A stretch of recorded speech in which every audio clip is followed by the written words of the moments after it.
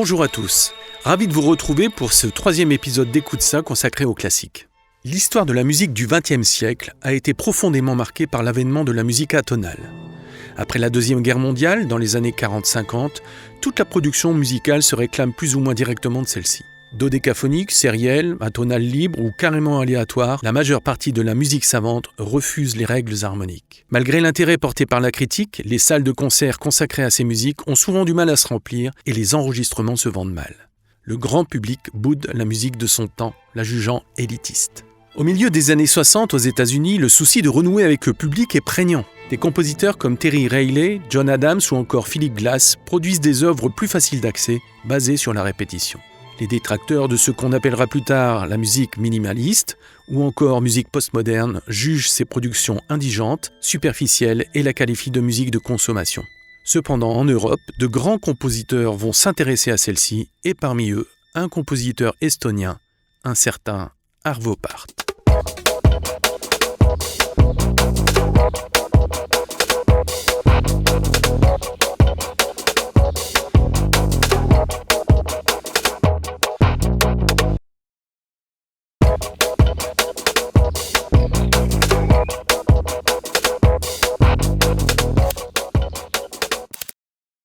Arvo Pärt naît le 11 septembre 1935 à Ploiești en Estonie et étudie la musique à Tallinn, la capitale de la République balte. Ses premières compositions sont principalement sérielles, mais à partir de 1976, inspiré par le chant grégorien, il s'éloigne définitivement de la musique atonale.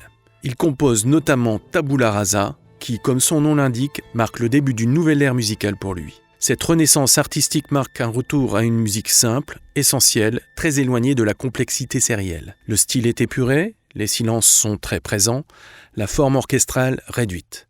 L'œuvre assume des répétitions lentes et méditatives et donne l'impression d'un temps suspendu. Cette quête d'essentiel, de vérité et de simplicité sera désormais omniprésente dans les œuvres du compositeur. Ce nouveau procédé de composition musicale, il l'appellera tintinnabuli pour rappeler ces petites cloches qui rythmaient la vie des monastères du Moyen-Âge. Car Arvo Pärt est un mystique, profondément croyant, qui vit presque à l'écart du monde et qui, à l'instar des moines du Moyen-Âge, cherche la simplicité et la pureté mélodique. En 1980, il fuit le régime soviétique pour vivre à Vienne, puis à Berlin. Il peut dès lors assouvir son besoin d'écrire de la musique religieuse. Bon nombre de ses compositions sont utilisées dans des films ou dans des ballets, notamment Spiegel im Spiegel ou Furalina.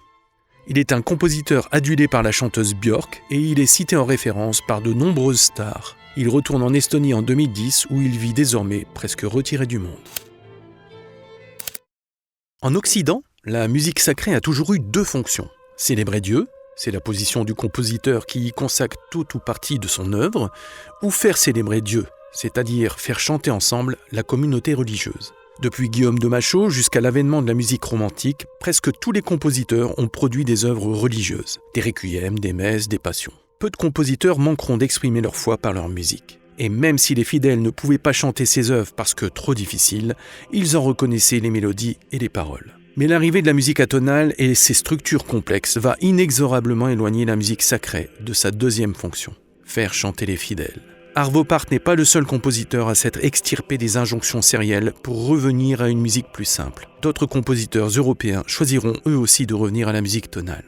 Cependant, la dimension mystique ne se retrouve que chez très peu d'entre eux. On pense par exemple à Hans Hotte, mais surtout au Polonais Henryk Górecki, qui opérera ce virage quasiment au même moment que Pärt, et dont l'œuvre la plus connue, la déchirante symphonie numéro 3, sera créée la même année que Tabula Rasa. Sans être totalement consacrée à la religion, la musique d'Arvo Pärt est tout de même toujours teintée de mysticisme, même dans les œuvres purement pianistiques, comme par exemple Furalina, qu'il écrit pour consoler une mère du départ de sa fille pour le Royaume-Uni.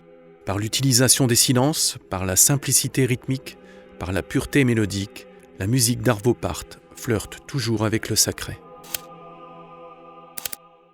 Tabula Rasa est créé en 1977 à Tallinn, en Estonie. Il faut rappeler qu'à l'époque, la petite république fait partie de l'URSS et à l'ouest, aucun retentissement ne suit cette création.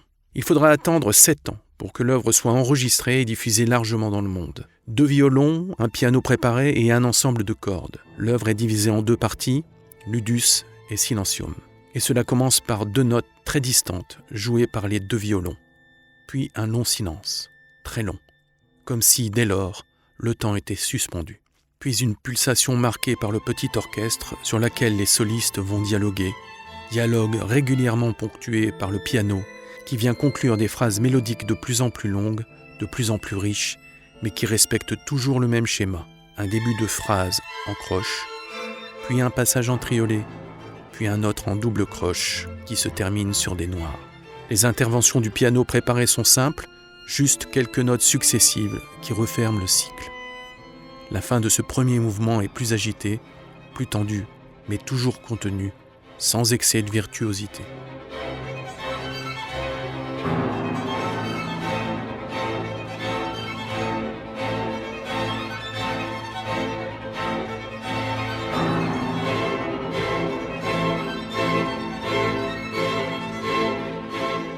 Le silencium est à la fois mystérieux et parfaitement lisible. La simplicité de la structure rend audible le moindre détail. La marche légère des violoncelles, les tenues discrètes des violons qui accompagnent les solistes et les interventions féeriques du piano préparé que ponctuent les contrebasses. Aucune trace de grandiloquence, aucun effet de manche, pas d'entourloupe, mais une sincérité, une émotion pure qui nous emmène très loin.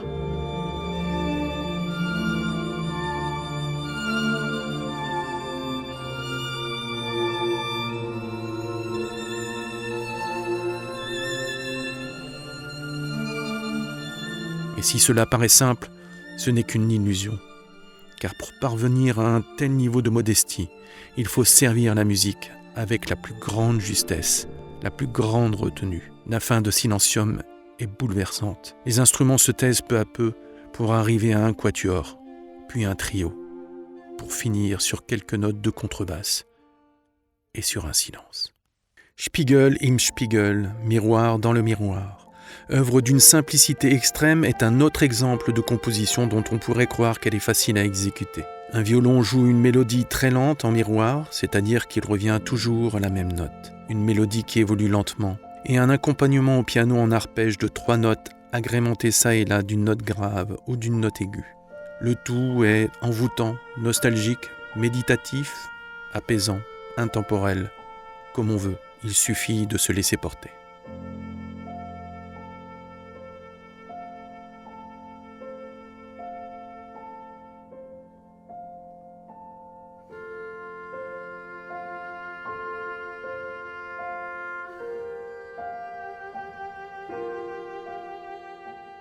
Le Magnificat est une œuvre purement vocale, explicitement sacrée, écrite pour 4 voix, soprano, alto, ténor et basse. Elle s'inspire ouvertement des chants grégoriens, surtout par son aspect rythmique, et des œuvres vocales des polyphonistes de la fin du Moyen-Âge du point de vue mélodique. Écrite en 1989, l'œuvre fonctionne en répond, avec un chœur qui reprend le chant des solistes. La sérénité globale est parfois bousculée par des poussées plus lyriques, mais l'impression générale reste la quiétude et un sentiment profond de paix.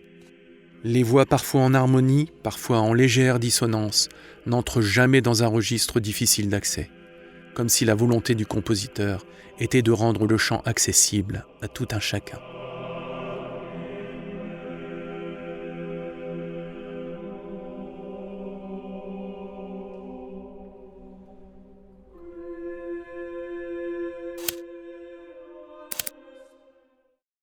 À la fin des années 90, je suis tombé sur un petit film que diffusait Arte. Il s'agissait d'un film chorégraphique d'un peu moins d'une demi-heure, Smoke. Une œuvre écrite par le chorégraphe suédois Mats Ek pour la danseuse étoile française Sylvie Guillem.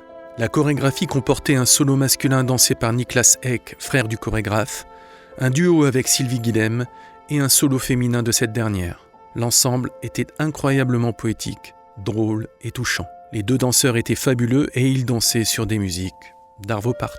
Il s'agissait de Furlina et de Spiegel im Spiegel, des musiques qui ne m'ont plus quitté depuis.